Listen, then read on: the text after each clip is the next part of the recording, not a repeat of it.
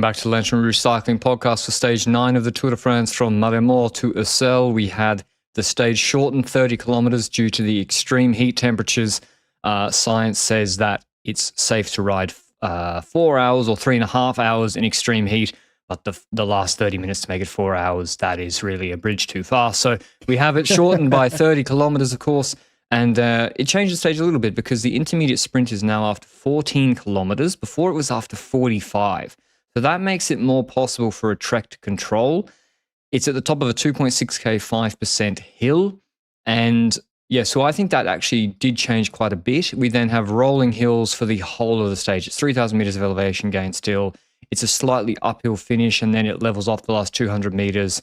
It is, when it was 180, Benji and I were like absolutely nailed on. Breakaway stage. 150, I still thought that, to be honest, because I thought, based on what Trek did in stage 4, like this is historically, if you have Van Aert and Pedersen, maybe the two teams would have combined to control, and it could be possible. But based on what we saw from Trek on stage 4, their playbook was the correct one. You go in the break with Pedersen with two rouleurs. Ironically, in hindsight, we'll talk about the specific little Trek strategies on today's stage, but they went sideways a little bit, is what I'd say, exactly on that specific point of Breakaway versus Peloton, because they became close because of a certain team taking up the ranks in the Peloton without the expectation of them doing it, I would be fair to say. But when it comes to Breakaway formation in this stage, Patrick, before we begin, my pick was Pedersen, your pick was Mathieu van der Poel, so clash of the titans here. Were either of them attacking in the first 10K? No. So the answer was no breakaway formation the first 10 kilometers. Trek did something that we saw in the last year's Tour de France for Johnny Milan. They would shut it down to the first IS when it was the long flat starts. They shut it down with, and you heard on their radio, with Schoens and maybe Simmons. And I was really surprised, to be honest, because what ends up happening is no one jumps. They bring back the break. So they want to put the 25 points on offer. It's a 30-point stage at the finish. So it's actually basically the intermediate sprint is almost as valuable as the finish here. 25 points, they want the full complement on offer.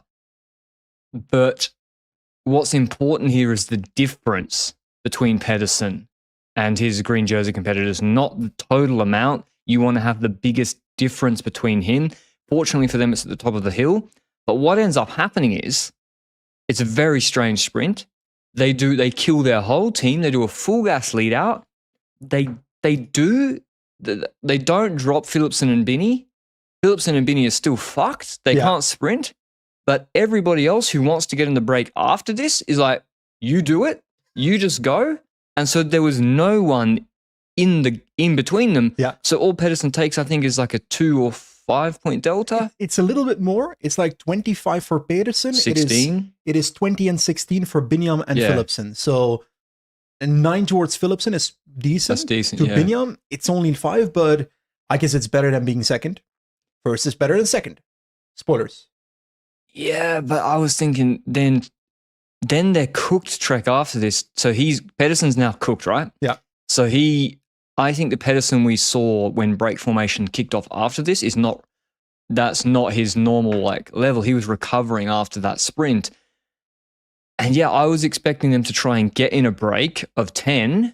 So what happened with Van Aert's green jersey? He'd get in a break with 10, pull the break, and then you have 10 in between. So yes, but it's also the intermediate sprint being like 12K into the stage is so close that it's sometimes difficult to establish that 10-man group in a so-called breakaway stage to begin with. So that's an element there. But like you said, they didn't really aim for that strategy in the first place. They aimed for the lead-out strategy, which could work. But as you can say, the delta is then the problem. Now, if we look at the next phase of the race, I swear there was a 5-man group up the road for a little bit with Dorian Godon in it. So Ineos was pretty active with trying to get in breakaway with him and so forth. But I feel like the actual eventual breakaway didn't form until, I don't know, 50K into the race? I think 40? Yeah, mate. I think longer. I think like 60 Ks in, an hour and a half, I think is when it went. And we saw a lot of common themes where Bora tried really hard with Tim van Dijk to get Van Gils in a break. Those two then dropped. We saw Jorgensen trying a couple of times, and he went with a move, and it looked like, because I think this UAE I think today disproves like the UAE Jorgensen like blacklist thing. Okay. That they're not just covering him. They don't want any GC teams in the break. Well, instead ahead of the race, they don't want Trek taking time on Teams GC or Red Bull taking time on Teams GC. So it's like it's beyond just because Jorgensen was in a move and they like were letting it go at one point, and then Lipovitz jumped, which was somewhat strange when he was already without teammates. Yeah, I mean, then UAE, they're just controlling everything personally with Del Toro. Del Toro is literally at the front controlling who goes in the... And you're trying to figure out, like, what's allowed and what's not allowed. And I think what's allowed is the break we eventually get with Movistar, Alotto, Cofidis, EF, and Alpecin. That's allowed. Maybe a Uno Exa who can sneak in, but Visma, Red Bull, we're not really allowed in the breakaway once again. That breakaway, I think it was like a 16-man group up the road in multiple parts, and that group did include the likes of Tom Pidcock, Mathieu van der Poel, Thomas Holland Johannessen is the Uno Extra you mentioned. He's on 9 minutes 42 in GC in 13th place. Now, I gotta confess, I had flashbacks to the Tour de France preview where a certain Patrick Bro said, on stage 9, Tobias Holland Johannessen will get in the breakaway and go from P12 to P4. It starts off well from P13 into the breakaway, so if the break takes a big gap here, then your Nostradamus prediction might end up working. But next to those riders in the breakaway, also 2 riders from Little Trek, importantly, Quinn Simmons, Derek G. West, Baudin for EF, Castrillo is your Movistar guy, 2 riders for Groupama, and Brazafonso and Costiu, Hirsch is here, Jordan Giga, Izagirre, Krabs, Parepanche, Vos, and Van Eetveld. That's the full group. It did not take long for Fugas to start, right? Yeah, Simmons goes with Johannessen, and then UAE take really big control because you're like, oh, this break's okay. Like the closest guy's 10 minutes on GC. If you let it out a bit, if you let it out for 3 minutes, another team will come. You don't even and that's where like there's a lot of discussion and on Twitter and pundits and the commentators trying to like, why are UAE doing this? And I think they need to step back and realize this is not some like big puppet string strategy thing. Like this team forgot to book they're the only team that forgot to book the circuit to practice the team time trial. It's literally as simple as we are by far the strongest team. We are stronger than all of you. We're going to make it hard because we can. And like, because we can. And also maybe it's for Team GC, but even then, that doesn't make any sense because, like we were discussing, well, if you go McNulty, Groschardt, and Wellens, 2 of those 3 in the break, they go on the break. You don't have to pull behind. You don't have to pull in the break. The only time they hit the wind is when they go solo to win. Team GC done, win the stage. So it doesn't even make sense from that perspective. I know, but it doesn't need to make sense for that to be their original goal in the first place or their original reason for the route is because, like you said before on the podcast, Tim Wellens said before the stage, we don't want certain teams to gain a large advantage in the team classification because Trek was already 27 minutes ahead because of the previous breakaway stage. You want to keep it on 30 seconds, 55 seconds? The team's classification on stage 9 when you're 27 minutes back? Can I be honest? That's what I mean. It's not rational. It doesn't matter. Tactics, schmactics. Me and you talk about tactics all the time. It doesn't matter. They're by far the strongest team, so they can just do what they want. On the stage that Del Toro won, I fanatically defended Pogacar as not being arrogant. I do think that going for the team classification on day 9 leans a little bit on the borderline there. But do you think it's that? End, I think they can afford to do it. But on the other end, it comes across a bit weird. Already going for team classification after one mountain stage, it feels a bit icky. That's why I don't think that's not 100% of the reason. I think it's more just like they don't like controlling and they're like, okay, it's funny. They actually don't like taking their responsibility. Like Pogacar gets mad when other teams don't help like him control to win stages that he's going to win. And so they're like, okay, if we have to control, it's going to be a sufferfest for everybody. And that's their prerogative. And it's true. I mean, especially in this weather. Fuck it. Why let Remco and Lipovitz have teammates come back? Yeah. Let them cook in the heat with no teammates for 3 hours. That's a special detail there. The fact that Red Bull is there with only Lipovitz and Remco, I then see Lipovitz getting beat on. So that's a small detail I'm adding to the bullet point of actions that they've done for each other. in this Tour de France. I'm making a list to try and judge afterwards whether each of them have been a multi-leader strategy or not. But yeah, it was shocking to see that the rest of the team was not there. I think it's partially because Van Gils also... Yeah, but Tratnik, that's what he should be there. I think some of them were spending break formation like Van Gils, but it's not an excuse for your entire team to not be there. Yeah. Wait, who's the rest of the team? Dens. Yep. Hindley. Yep. Catania.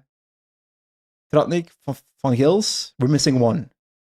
Catania. You've already said Catania. Yeah. We'll say Meus. He's not here, but we'll add him to the bullet point just in case. Poor Jordi Meus. He would have won yesterday, probably. Anyway, one of Who the best. did we miss? I'm actually very curious. No, we said them. Are you sure? No. Tim van Dijken. I'm sorry, buddy. Yeah, I thought I said him. The funny, you know how we joked about like they need to do the Movistar shoe polishing thing. Did we ever discuss they posted that on Instagram? We did not discuss that. So to turn it back, we had a discussion on this podcast about the fact that there was drama because Remco, after the Tourmalet stage, had openly criticized Lipovic for not giving him a lead out. Our take was basically the lead out wish-wash. Yeah. Maybe Lipovic should have done more in the valley instead. Yeah. That to the side. Back in the day, there was drama within Movistar team between Quintana, Valverde, and Landa. Yep. I don't actually remember which race. Was it the Tour de France? I think it was the Tour de France. Yeah, I think it was the Tour. 2017-ish? Because Valverde was just ratting the whole... I mean, they're all as bad as each other. So... And there was drama within the team, open drama. And as a result of that, in the Movistar bus, they made a little video, I think, that they posted on social media, where they pretended everything was fine. And then Landa started massaging the legs of Quintana to pretend it was fine. But it was so obviously acted that it was eternal cringe in your body watching it. It's like when you're younger, you've been drinking, you're out, and someone's, a guy comes up to you and he like, you're maybe talking to someone he doesn't want you to be talking to, and he comes up and he claps you on the shoulder, he champs you, and you're like, you trying to fight me, mate? Like it's like they're really like hitting, backslapping. It was really bad. And I felt bad for Remco because Remco's sitting there like, what is it? Because Remco's like, what is this? Specify the video of Red Bull. I've only spoken about the video of Movistar. Yeah, the Red Bull one was worse, I would say. They also posted a video on Instagram, was it right? Yeah, the Red Bull one was worse because I think they literally said like, the stage was good, guys, right, yesterday? And Remco's like, yeah. I felt bad for him. Like, it's worse to do it. Yeah, obviously, because it's very clear that they're not being honest about it. Remco's not happy about that stage. Livovic's probably not happy about Remco being openly criticizing him. Yeah, but and that's also okay. Maybe they behind closed doors, they're like, yeah, whatever. So, they sort it out. But then, like, you don't have to then do that. An unbelievable video. To pretend like that's where it's not necessary. So that was very... Then again, it was really funny. I don't think you've run from your office to this living room as fast as you were like, oh, look at the video, Benji. What was worse? The... Anything with the Carapaz stuff? What was worse was the Visma Vuelta when they had the thing that was... go... Like, quote from like Koo saying, "Go guys," when they were dropping. He was literally dropping in the race. On Aguilar. On Aguilar, Roglic and Jonas Vingegaard left Sepp Kuss behind, and the social media PR vibe was like, "Oh, Sepp definitely said go guys." That fucking never happened. But that's at least like they didn't make Kuss afterwards be like, "Yeah, I okayed getting dropped on video." That would have been fucked. Anyway. You gotta take the funny things. I mean, whatever. Now, I will say... I got to join read. I'm sweating. I was about to drop the biggest segue you've ever seen. I was up in the Palarinsal mountain today, looking at a mountain bike race. And how could you train for a potential mountain bike event if you were willing to do so? You got to use Join Cycling. You can put in any of these events. Obviously, there's events coming out of your ears. Pick one in 3 months. In Europe, North America, Australia, doesn't matter. You can even if you have one that they don't have on the events, you can just send a message to Join. They'll come back to you ASAP. They'll put it on there, or you can upload the GPX file. And that's one of the best things about the Tour de France. It makes everyone want to ride their bike. It's an accessible sport. We went to Barcelona. We said, okay.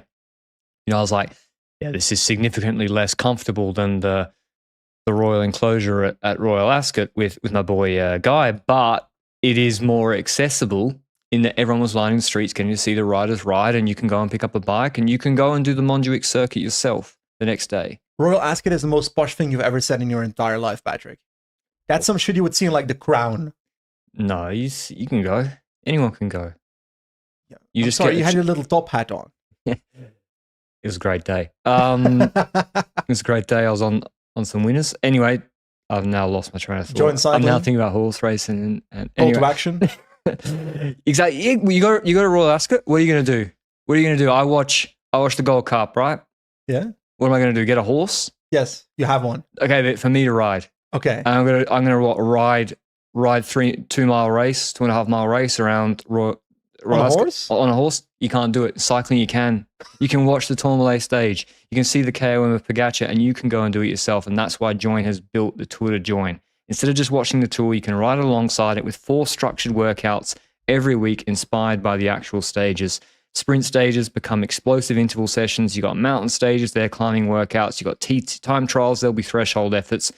And every session comes in a different duration. You can fit it around your schedule. So if you're already part of Join, complete just one Tour de Join workout during July, and you go into a draw to win 12 limited edition Tour de Join t-shirts. Kind of like the one Benji has, but better. What do you mean? By the way, where's Sykes in GC? Ooh. Where is he? I actually have no clue. He's 6th. What's that, Luke? 30%? I think it's... Putting the pressure on Luke. Yes, 30%. I think it is. 30%. Are we saying... I'm saying hold. I know we're not supposed to say, but hold. Hold. Like, he can leapfrog Ayuso. Diamond hands for now. Yeah. He should. He's gonna leapfrog at least Ayuso at some point, I think. He's going to win the Tour. Okay. I would really like that. Probably not. That would be a turn up for the books. Okay, let's talk about the race again. Now, I will personally applaud UAE team Emirates though, because while this strategy, in my opinion, was complete overkill in terms of ruining your riders on a stage like this, it made the stage so much more entertaining. Because the peloton and the break were so close together that we started looking at Little Trek what they were going to do, right? So this was me and Benji were sitting on the couch. I did all break formation, by the way. We do it in shifts. And then like Großschartner and Wellens. And then I had to go, the reason I'm sweating, I went and exercised. Benji managed the next part. And both of us are looking at each other like, UAE are giving Pedersen's green and a stage opportunity. They're giving it to him on a platter. UAE riding so hard. I just, Mrs. Rouge, or no, Luke even. Luke just put in chat. Adam Yates explained on Eurosport España that we thought we could go for the stage with Pogacar, but then we saw it wasn't the best option. On this stage with Pogacar? That's what I mean. It's like... that makes no fucking sense. I mean, people got to stop trying to like think there's some like 10,000 IQ strategy. Del Toro's got a bigger chance to win than Pogacar today. Bro, well, if you put Wellens and McNulty in this break, they're going to win 9 times out of 10. 9 times out of 10 they would have won. So that is shocking. Here's the situation. Simmons, Derek G. West in front. There's a Fuga and a separation. They go over the last Cat 3. Pedersen survived the last long climb. He's in the peloton. We have an hour and a half of racing left. Trek have 2 in 6 or 7. They have Simmons, G in a group with Johannesson, Baudin, Van der Poel, Castrillo, Van Eedvelt, Pidcock. They can win.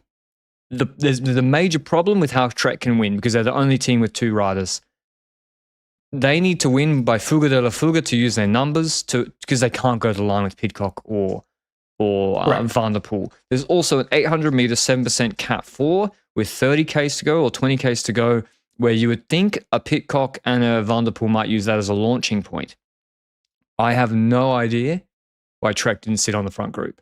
You have UAE pressure behind, but with Pedersen, who survived in the group, and you have now 30, you want to put the 30 points in play. Remember, on stage 4, they literally didn't let Vácek win. Like, they chased Vácek down, and now you're going to pull full with G and Simmons with Van der Poel when they have no opportunity to Fuga because of the UAE pressure. It's a comparison to stage 4 that makes it so much worse for me. On stage 4, you specifically say only Mess Pedersen in our team can win. You said it just a second ago. Which is legitimate, by the way. Like, yeah, you may say feel bad for that. Yeah, but they're trying to win a green jersey here. Yeah, so on stage 4, they changed their win probability from like 90% when Vodcek was ahead to maybe 78% by choosing Mes Pedersen over Vodcek. That's it. 100 to 90, yeah. Okay, fair. So they reduced their win chance a little bit, riskier.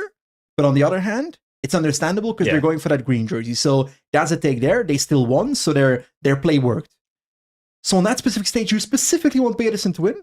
And now when Pedersen's in the peloton right behind the breakaway that UAE is controlling for you, you forget he exists to the point that Mes Pedersen goes to the car and gets bottles for a user when Skelmo's it. When Verona's there, I really didn't understand it. It was UAE were serving it up on a platter for Trek.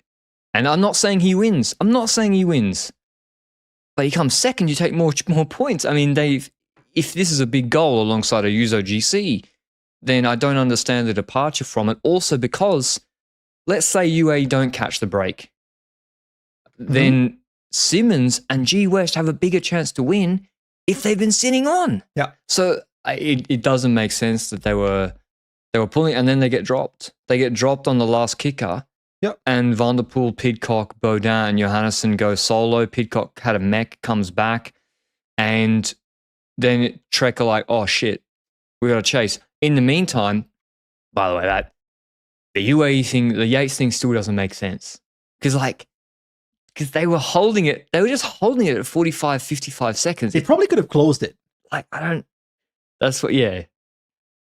I agree. I agree with you. Now, I did believe that Simmons and G West dropping back to the Pedersen group took too long as well on Little Trek side. Yeah, so Simmons kept riding in G2. Oh, really? I was 5 minutes. I was running at that point. Yeah, you're running down a mountain at that point, trying to get back for the finish line. So then UAE gets some help in the peloton. Ineos start controlling for Bernal's GC against Johannesson. Is that correct? Or Ganna is Dean or Ganna the guy there? Ganna was there, so I think Ganna for a potential late attack or even an uphill sprint, I'm okay with them pacing. 100%. That said, there was one of those team radio graphics coming on screen that they were riding for GC. And Bernal's 11 in GC protecting against the 13 of Johannesson. If that's actually true behind the scenes, I think that's a stupid reason to do so. But on the other hand, Bernal should have been in the break instead, by the way. He tried a lot. He tried a lot to get in the break. But yeah, I do think Ganna's a potential valid reason if you want to go for the versatile sprint with it. I'm okay with that. He won the sprint. Yeah, but that's a hindsight take. Yeah. But in a sprint, like, also Ganna looked really good in break formation on I don't know which climb, maybe the Cap 2 in the middle. Ganna destroyed the peloton. From the front, he was really, really strong today. For Godon? No, for himself to get in the break. He just straight up went to the front, just drilled it and split the peloton. And he was the reason it was such a small group. Why is he so unable to get in breakaways? Is it because he doesn't choose to go as much as he probably should? Or is it because he's not doing the right moments? He's such a perfect rider for these stages. Because he tries to do it like TT mode from the front. But what ends up happening is he cooks himself, and then he has hurt everybody else. He stretched it, but then he hasn't created a determining separation, and then someone counters, and then that's the move. And that's actually almost what happened today. But yeah, the Trek dropped back too late. I mean, Visma, they should have been controlling for Piganzoli's top 10. Fuck off. I'm looking at the final of the stage, Patrick, and the gap is I don't know the exact time gaps, but with about 12 kilometers to go, I think we were at maybe 1 minute, and it started dropping to 47, where it stagnated until maybe 7 kilometers to go. And more, it started feeling like the breakaway had a real chance of staying away, because before that, it was still close. Because Simmons, Verona, G West started dropping back from those breakaways. They're now helping the group behind, where Ineos is also pacing in that GC group. So Pedersen was not completely out of the picture yet. I do think Pedersen could have won if Little Trek played it differently. That's a different take though. But to focus on this final, I'm sorry, but I'm so happy UAE controlled for the sole reason that it was so close going into the final. I really didn't know with 8 kilometers to go whether the break would make it or the peloton, because the last kilometer is uphill. True. And if the other riders in this breakaway, Baudin, Johannesson, and Pitters, look at Van der Poel to do the full lead out, and Van der Poel lowers his tempo a little bit or something, or tries to play with the upcoming group, that vibe can easily lose you 20 seconds. I think Luke said 17 seconds, 15 seconds, and I think that might have been a perfect take, because if it was 15 seconds, I don't think the breakaway was obviously winning it. The gap in the last kilometer was 22 seconds. Yeah, they lost 15 to 17 seconds in the last kilometer, and indeed there was no space for Pidcock and Coto. It was actually a perfect situation for Van der Poel. Yeah. Because you have that pressure from behind that the others had to cooperate that deep into the stage with you. If they had 2 minutes, they start attacking him on the kickers in the last 10Ks. Baudin knows he's not going to win the stage against him. I did feel like Baudin maybe relayed longer than he should have. Tobias Holland Johannesson was the first one to skip turns and then eventually went back into the rotation in the maybe last 3 kilometers, last 2.5. Baudin started skipping 1 or 2 turns after that, but I kind of expected Baudin to skip more turns because he's the worst sprinter of the 4 in my book. Yeah, Baudin's he's a climber. I mean, he really is, just a climber. So, yeah, we go into the final. Van der Poel's put on the front, last K. He starts to Surplace. It looks like I started to get Tour of Flanders 2022 flashbacks. Because Pedersen is launching in the background. Yeah, because Pedersen launches from a million miles back. I don't know, I think Ayuso and Schelmo should have ridden for Pedersen. I think that's a difficult one. Are they really going to podium, Benji? Before a rest day, yes. Are they really going to podium? I think it's not impossible for them to podium. I think top 5 is where they're at for me. Based on Tourmalet? One of the 2 I expect to maybe top 5. That's where I view it, Like at 5th. That's the position where one of the 2 could end. I don't think it makes a difference, but I think they should have ridden because it's a rest day tomorrow. Yeah. Anyway, Van der Poel wins, dusts him in the sprint. Johannesson 2nd. Pidcock 3rd. Baudin 4th. Rudolph Network wins again. They had it perfect. For Van der Poel, this was perfect. Hard day. UA kept it tight. No one could attack him, even though he was isolated in the break the whole time. And although Johannesson, he's obviously not on the blacklist here, despite crashing Pog last year. All is forgiven. I don't think he should be on the blacklist for that, to be honest. Nah. Pidcock in 3rd, Baudin 4th. Ganna wins the sprint, but as Benji said, Pedersen launched it from a million miles back. Michael Matthews survived, but is he the only Jayco? I think he might be, but he was the only Jayco within 10 minutes. To be clear, I don't think Ganna wins the sprint in that peloton if Pedersen doesn't launch from Narnia. No, and if the stage was really right there, I think at least Schelmoser would have done something. I think the stage was still right there, and they didn't. Yeah. Okay. I think Little Trek had multiple moments where if they made a different decision, Pedersen would have won today pretty comfortably. That's why me and you were literally the whole time, we're like, this is a slow motion car crash. Like, so Matthews, that's still a good result.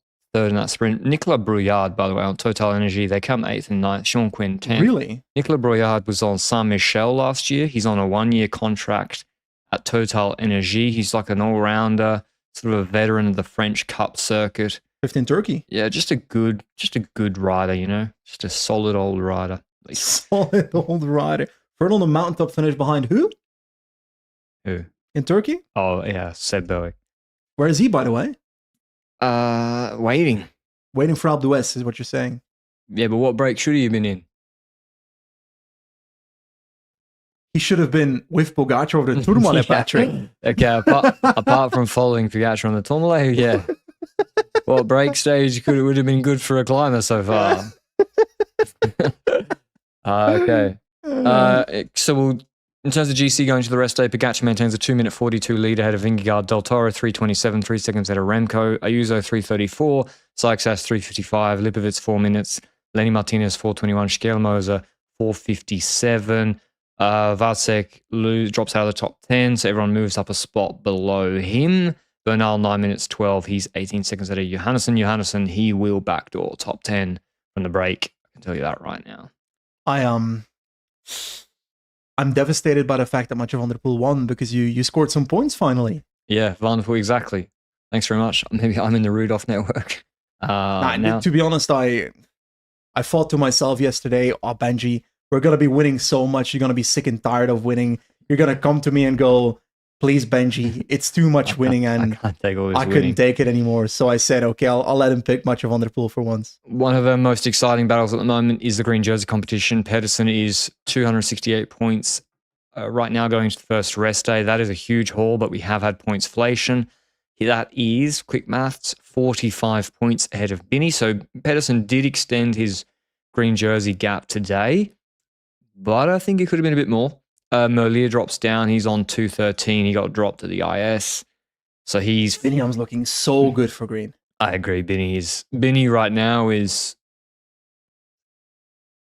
He's counting. Let's have a look. Let's have a look then. So we've done the yellow jersey. KOM, Boggy's probably going to win it. He's on 28 points. Del Toro, 7 seconds in the white jersey. And in the team's classification, Trek maintain a 27-minute lead ahead of UAE. Green. I want to talk about green. Stage 10 has an intermediate sprint at the start, so it's going to be Philipsen versus Pedersen versus Binny again. Yep. Then stage 11 is a flat sprint, so 70 points at the finish line with an intermediate sprint in the first portion of the stage. So once again, could be one of the three. The deltas are not going to be big at those intermediate sprints so far. Same for the one on stage 12. So it's really the finishes on stage 11 and 12 that will matter for the actual green jersey a lot, those 70 points, and that's not in favor of Pedersen. So this is the moment where Biniam, Philipsen, Merlier can strike at Pedersen, sorry. The question then is, okay, PCS is gathering my identity. Week 2 is horrible for Pedersen. It's horrible. Every single intermediate sprint is doing the same to me. Every intermediate sprint is like before any sort of climb. Yeah. The only intermediate sprint where he might take a full points delta is stage 13 because it's could be a breakaway stage. But it's a flat run-in, so Biniam and Philipsen could also just be in the wheel into the breakaway. Yeah, so if they don't get in that break, you will see Alpersen and NSN full controlling Pedersen in the breakaway. So that's a horrible week for Pedersen, I would say. And then TT, stage 16, 17, stage 17, he's got to go in the break and win. Yep. And that might not be enough based on he would also need to be pretty good on stage 21. And he's got to go in the break stage 18. Yeah, that is and 19. Over 2 mountains. Oh, no, he's not getting in the break on that start on 19. Golden Noyer is hard. Yeah. So he's going to have to get in the break on stage 18 is going to be hard. And stage 20 called that quite a fair before we get the intermediate sprint. I mean, we might see... Yeah, where is the Pedersen's done shit like that before, though, getting over a mountain before an intermediate sprint. He's done that shit before. 11K, 5%, maybe not the Col de Croix de Fer. 24 kilometers, 5%. You don't think so? I think the green jersey might come down to 20 stage 21, Champs-Élysées. I think so, too. It's going to be, So 50-pointer? Probably, I don't know. I think it is. I'm not completely sure, so don't take my word for it. I don't know what a 70-pointer looks like. So let's preview stage 10 then. We're not doing a rest day pod. Aurillac to Le Liron, 166 kilometers. It's a watered-down version of the stage Vingegaard won in 2024 on stage 11 when Pogačar attacked and Vingegaard brought him back. So it's hilly. It's about 50k shorter.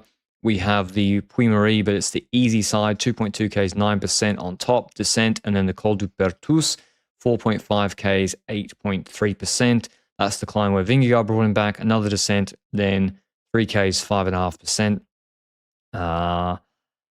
I think this is break for me. No. What? Benji, no? my naive. Are you shouting UAE controlling? Sweet co-host. You think UAE's going to control this? You think after what we just saw today? If any little Trek riders in the breakaway, UAE's going to be controlling for team classification, Patrick. Wellens, according to Luke, my sweet naive co-host. Wellens said that they were maybe trying to control to bring it back for Del Toro to sprint. So they're not sure for who it was, is what you're saying. Because Yates thought it was for Pogačar. Wellens thinks it was for sure, Yates is sitting in the middle of the group thinking, what the fuck are we doing? For sure, in the middle hour, Yates is like, what the fuck is going on? Why am I riding? He's like, whatever, man. I'm just showing up. When you tell me when we get to a Cat 1, I'll do something. I'll actually climb. By default, this is always a break stage. UAE is the only reason that it might not be. Yeah, why would I refuse. I want the break on this one. I want the break victory. I'm gonna manifest it. Ben Healy, we need to see you, buddy. Where is he? He napping. You napping. Today was a Ben Healy break stage. think Tijbenot should go in the breakaway, but I think he's going to stay by Success's side because they're not that deep. They need him, yeah. Lenny Day? I want to win this competition. I don't want to wear another dinosaur suit. I'm just going to pick Tadej Pogacar. Oh, I don't like you at all. Just pick Del Toro. I know I'm going to go for a breakaway stage. Luke's laughing at you. What do you think, Luke? Luke picks Del Toro. They'll do one or two things, right? They'll either attack with Pogacar on the steep parts of the climb to go solo, or they'll make it hard, make sure they have two in the group, and then they'll play with Del Toro on the last shallow climb. Bitco break sounds fun. Nah, he's too close in GC. Ineos, yeah. Ineos will pull him back. Did you just say that, Luke? Yeah. I'm just gonna go with Holland Johansson will never win a stage like this. Like, he will be in the breakaway. He'll ride for GC. He'll ride for GC. Lenny Martinez is a name I'd like to show up, but a medium mountain I don't have as much confidence as a pure mount. Does that make sense? Just go Van Aertveld then. I don't want to go from Van Aertveld. Sugar. He's not going to win a stage. Yeah, okay, then who's got the quality? He's top 15 in GC. So then who has the quality to win this stage from the break that's allowed in the break? Matthias No. No, because he can't go for team classification. You're also grossly over it. Let's pump the brakes a little bit on Matthias Vatsek. He's a pretty fucking good rider, Patrick. Quinn Simmons nearly won this stage last year. In 24. He was riding with Healy behind 78. Am I inventing that shit? Probably invented that in my head. You know this is the stage Vingegaard and Pogacar went clear on. Yeah, Simon Yates won this. No. From the break. In 24, this is the stage Vingegaard and Pogacar won. Who won the stage last year? They didn't have this stage last year. What stage did Yates win from the breakaway? Yeah, Am I inventing stage that? 10. Yeah. Yeah, stage 10. I want to see the parkour. It's easier. And also, you think Vatsek was going to beat Simon Yates and Aronsman on that?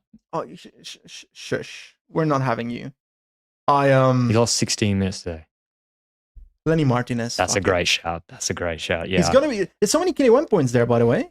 Yeah, I like Lenny for this. Carapaz, the problem is, why do these people, it's like a crippling, we need to start me and you can start this, Benji. It'll be very expensive. We're going to charge 2,000 euros an hour. It's our new consulting business, right?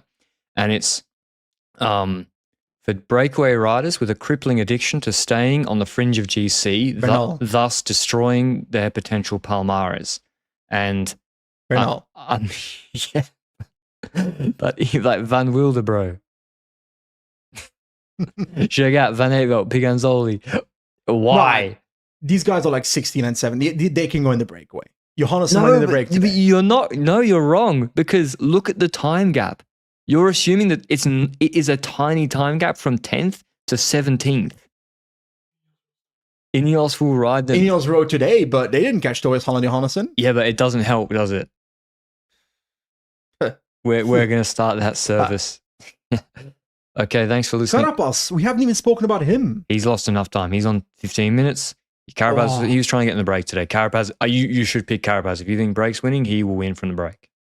If Lenny wins, I'm going to ruin you. No. Carapaz will. It will be Carapaz. I pick Richard Carapaz. Okay. If Lenny wins, I am rioting. I like Lenny. Okay. Especially because the K1 point is where it's at, right? On the stage. Look at the first cat climb.